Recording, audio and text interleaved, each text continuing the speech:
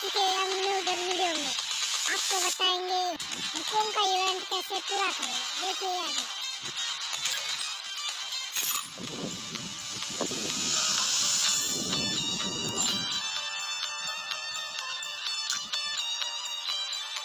चलिए आपको बताते हैं गेम में।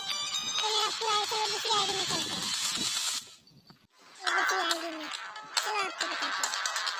आपको सबसे पहले फॉर्म लेना है, उसके बाद 3 सही कैरेक्टर लेना है, 3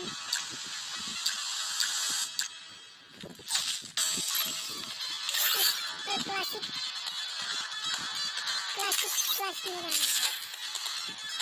तो बंदे देखने हैं आपको।